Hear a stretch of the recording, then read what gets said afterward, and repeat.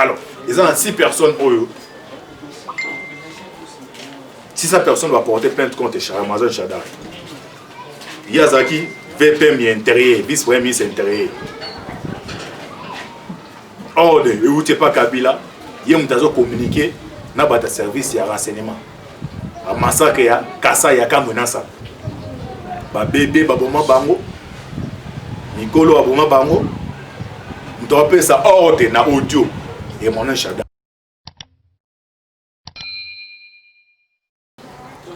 Dernièrement, mon qui a pas qui n'a l'oufou. Mais il ça traversé, mais sont les informations. Non, na côté Angola, il y a tout cas dans le niveau de RDC. Mais bah conseiller pas Yemei, Yemoko.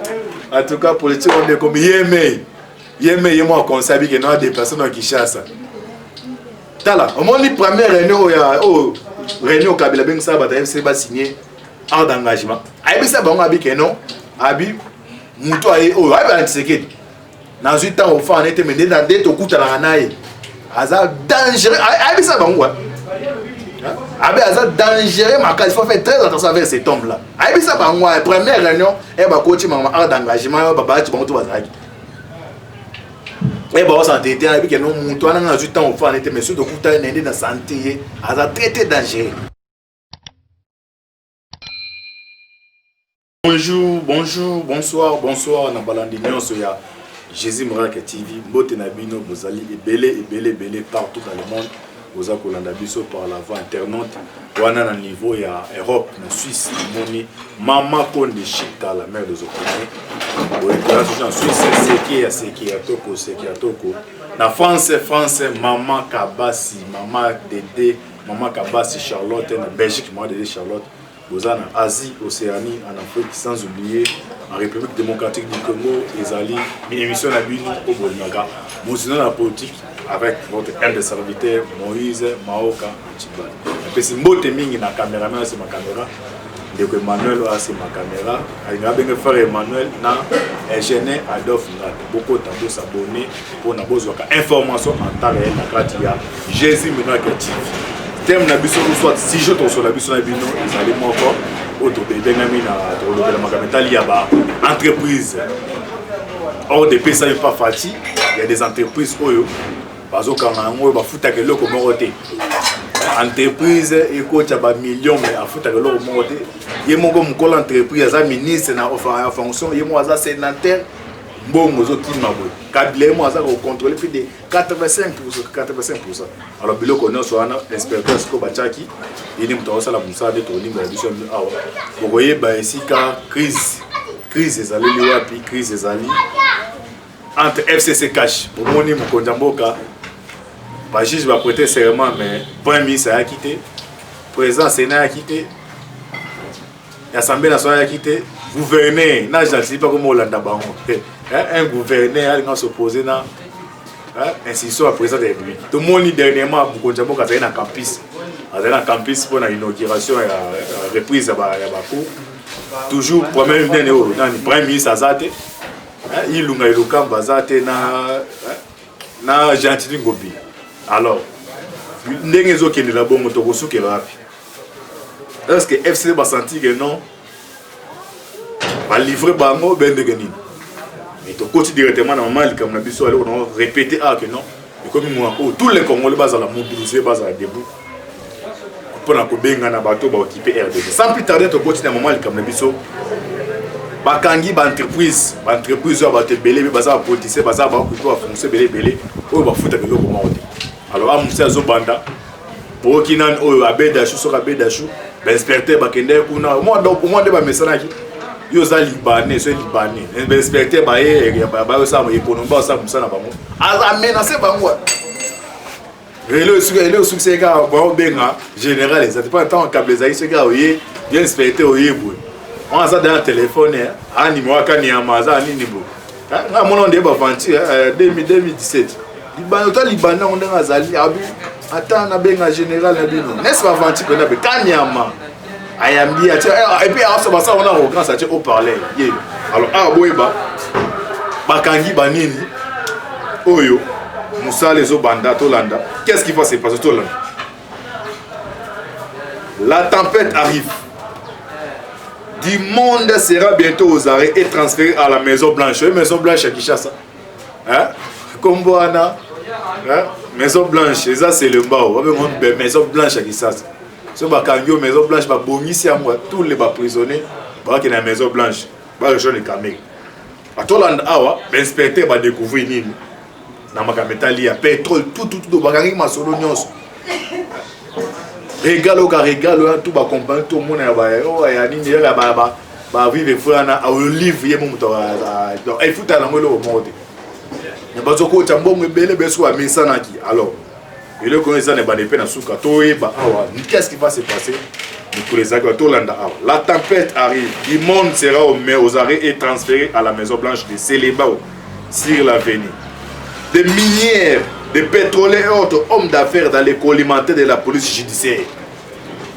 Ils sont hommes d'affaires, des abeilles d'achou. Vous voyez par exemple, à côté de Bilo, ils ont coûté 100 millions. Dans 100 millions, il y a par exemple 30 millions, 20 millions à payer dans un individu. Donc l'État, quand on a bénéficié de monde, alors le bandit, s'est passé bon. Alors nous continuons à nommer, et là on a un monde qui est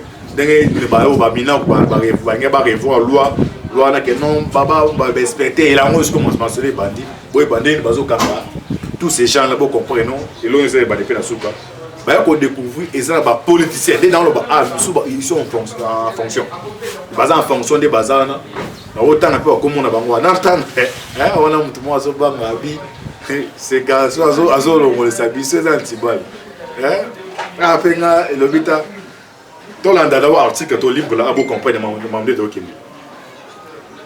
La tempête arrive, le monde sera bientôt aux arrêts. Des minières, pétroliers et autres hommes d'affaires dans les collimataires de la police judiciaire, des parquets sur le fait de tripatouillage de leur comptabilité. La police judiciaire des parquets, dans son communiqué de presse publié ce lundi, dont une copie est parvenue à notre site, afin de nous avoir documenté plusieurs faits infractionnels et constitué 5 équipes d'inspecteurs judiciaires qui sont à pied d'œuvre depuis 3 semaines. Donc, on va enquête, on va découvrir les entreprises et les RDC. L'entreprise a 85% de fouta kambongo na caisse à l'État. Donc 15% de fouta. Talambo kanine, 4 donc. On va découvrir 85% de l'entreprise. Donc, on va alimenter na caisse à l'État comme raté. Sur rapport, à qui les droits. Tout l'endroit qu'on passe suite dans les années. Il faut découvrir dans les entreprises, ils ont entreprise sur ils ont raté. Oh, et coup fort. Mais bon, on vérifie mon collègue entreprise, ils ont ministre en fonction. Bon, mon collègue entreprise, par exemple, président de l'Assemblée nationale. Mon collègue entreprise, président du Sénat. Mon collègue entreprise, député. Mon collègue entreprise. Azama moi FCCB a parti mon politique. Alors bilo quand se banquette c'est boye parce que suite fait na bango sur kamere. Bon faut compter na caisse à l'état. Bon bezo compte na poche d'individu na carte RDC les individus baza riche ko lekana mboka. Et ça est na mboka ni. Mutu mo aza riche. A quoi ministre l'espace à 3 mois, 2 mois, 4 mois. À ce milieu, pas moi, côté 2 millions. Bon, moi, là, outil dans moi, à Salini, il passe mon beau, pas moi. Tolanda. Il se révèle, les enquêtes menées par la police judiciaire des parquets, que certaines entreprises et sociétés minières, pétrolières et de commerce général ont déclaré des pertes et minorent leur production en perspective pour faire atténuer les impôts qu'elles doivent à l'État par rapport aux bénéficiaires et profits réalisés. Il se trouve que parmi les dossiers phares, il y a des cas où certaines entreprises et sociétés minières, pétrolières et de commerce général ont d'une part minorité leur production pour aménuiser leurs impôts sur les bénéfices. Et d'autre part ont déclaré des pertes pour ne pas payer conséquemment les impôts par rapport aux bénéficiaires et profits réalisés. Alors que les investigations menées par les inspecteurs judiciaires sur le plan international étaient entendues que celles-ci font partie des consortiums démontrant qu'elles ont réalisé des gros bénéfices, renseigne le communiqué de la police judiciaire des parquets. Ces derniers révèlent dans ces mêmes communiqués que plusieurs personnalités politiques du pays sont à la base de cette forfaiture. Curieusement, les enquêtes ont permis de découvrir que parmi les administrateurs et auditeurs internes de ces entreprises et sociétés, il y a des personnalités politiques congolaises qui occupent actuellement de très hautes fonctions dans les institutions du pays, qui ont même touché des dividendes pour les exercices déclarés sans profit. En outre, on va découvrir dans l'entreprise, dans la limité. Regarde les gens, Moutaza numéro 1, on a Olive, par exemple, moi aussi à Kabila. Donc, côté à Tars, bah, il y a un côté. Rien à Sokin, où il y a Bédachou, Sokin, où il y a Bédachou. Après, on découvre, à Foutak, à Tars, ok, il y a un système à courant. Aux autres foot, on a la courant. On négocie à jamais à Moutasnel. Farti et à Kate, mais chaque fin du mois, il y a un peu ça, moi, pas Moutouana. Parce que Snell a la vérification, Aeba, Banan Bafutaka, pour rater. Aïe, on découvre que non, yo banda au côté na, pas on a essayé par exemple 5 à 10 ans, yo au Futaka pour rater. Mbanono bon ça, yo regarde que non, na bando pesa bon, c'est ça et l'autre salimi. On a no pesa bon et pas agent à Snell, non. Donc Mbanono bon kangayo, et pas kangia entreprise. Yango salimi suko yango. Alors, délégation d'inspecteur ba qui na kata Sokin. Et c'est là où nous avons aussi posé à Bédachou, à Zokabeda, c'est 10 000 $, 5 000 $, mais sur l'état de foot à l'eau au moment côté. Alors, Américain qui a tenté de menacer l'inspecteur, à ce qui a auditionné dans l'année, à temps qu'il va combattre bateau bon et Kendak. Au moment où, en tout cas, Kabila. On est sur Némi, aux Monana. À ce qu'on a FCC, au Katanga, chaque mois, il y a 2 millions. Yo tout na sko mutaza do nda batita 2 millions asala ranini o kata ngomona o kara waza gouverner wana yango zo mona pas comme mutako wa ministre azoteka ateki lupangu pona zolo kwana wabiloko nyonso wana heureusement abeda shu ero za audition na ane atangi ba kombo ya bato soki na bande ko pesa bongo siko batana ba autour na yo za l'état congolais vos individus ce qui est grave dans le bateau le bateau bateau oyo batangi ba kombo eza bateau bazo occuper ba fonction azape ministre ce que yebisa mai ce que makamba boy ce que to fana na bateau 30 ans 50 ans donc basali royaume ya coopération royaume ya bamibi royaume mwana de c'est lisido kop mona o bango ba yibaka bino bo souffre alors enquête ça en cours to yeba suite fait aux ala dengeni directement to aborder maman la question on va demander au benga est-ce Shadai a quitté zana Bukangola Kabila zana Angola c'est ça débat de benga anani onani tambo mombasa wapi boza ce information en taïweba qu'est-ce qui va se passer tout le bateau Ramazan Shadai va porter plainte mais habité YouTube a comme encore ta musuba vidéo na rezo vidéo mon on fait ça monter à Jésus mais comme on est ba eliminaki des experts dans société na habité à moins que on découvre Jésus mais que va ta la soirée à division passé il y a des vidéos même sur déranger bateau sur quoi hein au censurer chaîne mais dans une vidéo là ba awa on tient nos vidéos là on comprend que non anti-ba le mon père avec des preuves des experts bazu bango bon faire nasser pam pam bakati ba mitu image zali ya propre habité à moins que non bah ça c'est mais ça c'est retirer le bilan mais va quoi compte chaîne puis bah ça signer c'est pas ça signer parce que d'ailleurs va mater babi fati na lien tala pour voir na ça dans mon tia donner na lo ba déjà boy et ailleurs comment ça monter retirer la vidéo en ndé éliminer physiquement et désespérer na sauce alors ils ont 6 personnes au si cette personne va porter plainte contre Ramazan Shadai, Yazaki, VPM intérieur, vice-premier ministre intérieur. Or, vous n'êtes pas Kabila, il y a un communiqué, n'a pas de service de renseignement. Un massacre, Kassa, il y a un menace. Bébé, Baboma Bango, Nicolo, Baboma Bango, nous avons ça ordre na audio et mon Shadai, ce qu'on les a porté plainte. Parce que quand on appelle un juge, c'est-à-dire on les a un juge, na kuta na vie mon bon temps en comboté à juge. Ay petit dans la bateau, on a kanda na bomba ko ba go bitumba na biso. To démonter ba ko na biso za likona ba. Abi to za ba dossier ba ngebe la binga sa petit so avec petit ngaso mais on anda ko na ngai. na so ba dosso ba toza na bango mais to ne ko banga pas so meki ba ba sisi bande ba mina biso nyonso o azai manchester ba éliminer bango biso to ando banga mais nde bazana to démonter ba que non état de deux côtés so Chada ne to ba awa porter disparu azara nanda ko ne ska fanda kuna tala siko yo so ki ba grosse legume ba sentir dernièrement ba mona ki a par penta ki na ndufu mais ba été ça traverser mais sont les informations non na côté Angola te na za tout cas na niveau ya RDC mais ba conseiller pas yemei moko en tout cas politique on est comme yemei mo conseiller que non des personnes qui chassent tala au moins ni première réunion ya réunion Kabila ben ça ba FC ba signer ordre d'engagement abi ça ba abi que non abi muto ai abi antiséqué dans 8 ans au fond on était mais dans des to kuta la naïe aza dangereux abi ça ba ngwa abi aza dangereux ma il faut faire très attention avec ces tombes là abi ça ba ngwa première réunion et ba coach ma ordre d'engagement ba ba tu ba to bazaki et ba santé abi que non muto na 8 ans au fond on était mais sur de kuta nende na santé aza très dangereux ba tu comprendre qu'il y a muté